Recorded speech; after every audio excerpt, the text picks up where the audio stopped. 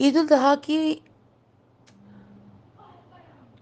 جو قربانی کا فلسفہ ہے نا، اور تھوڑے سے اس پہ روشنی ڈالتے ہیں ساتھ قرآن پاک کے.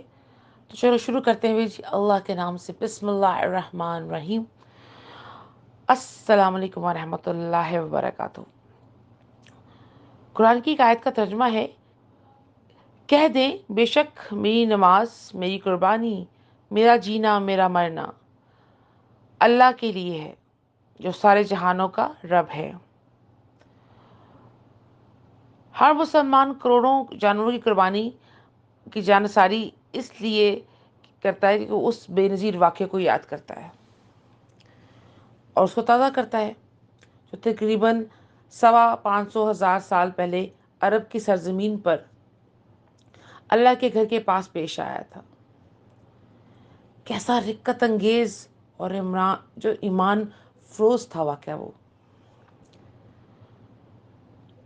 وہ منظر جب ایک بوڑھے اور شفقت والے باپ جو جسے ایک شفیق انسان اپنے لخت جگر سے کہتے ہیں کہ اے میرے پیارے بیٹے، میں نے خواب میں دیکھا ہے کہ تجھے ذبح کر رہا ہوں، بتا تیری کیا رائے ہے؟ اور وہ پیارے بیٹے کیا کہتے ہیں؟ کہا ابا جان، آپ کو جو حکم دیا جا رہا ہے اسے کر ڈالیے، آپ انشاءاللہ مجھے صابروں میں پائیں گے. سبحان اللہ. اور پھر اخلاص اور وفا اس پیکر نے خوشی خوشی اپنے معصوم گردن زمین پر اس لیے رکھ ڈالی کہ اللہ کی رضا حکم کی تعمیل کے لیے اس پر چھری پھیری جائے. سبحان اللہ. اور ایک ضعیف رحم دل باپ نے اپنے محبوب لخت جگر کے سینے پر ٹیک لگا کر ایک معصوم گردن پر اس طرح چھری پھیر دینے کا ارادہ کیا. یہ رب کی مرضی اور حکم تھا. شاید یہ فیضان نظر تھا یا مکتب کی کرامت تھی. سکھائے کس کو اسماعیل کا ادب فرزندی،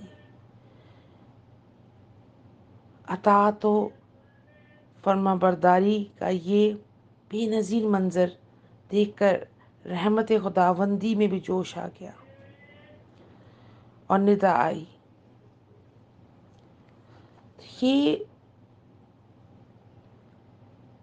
اور ہم نے انہیں آواز دی کہ اے ابراہیم، بس تم نے اپنا خواب سچ دکھایا، ہم وفادار بندوں کو ایسا ہی جزا دیتے ہیں. سبحان اللہ.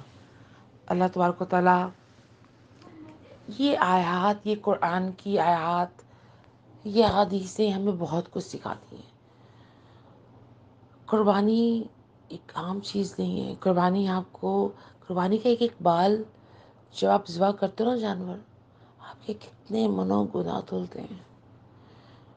خدا را ہمیں قربانی کرنے کی توفیق عطا فرما، لیکن وہ قربانی کرنے کی توفیق عطا فرما جس میں اخلاص ہے. آمین اللہم آمین. ربنا آتنا فی الدنیا حسنۃ وفی الآخرۃ حسنۃ وقنا عذاب النار.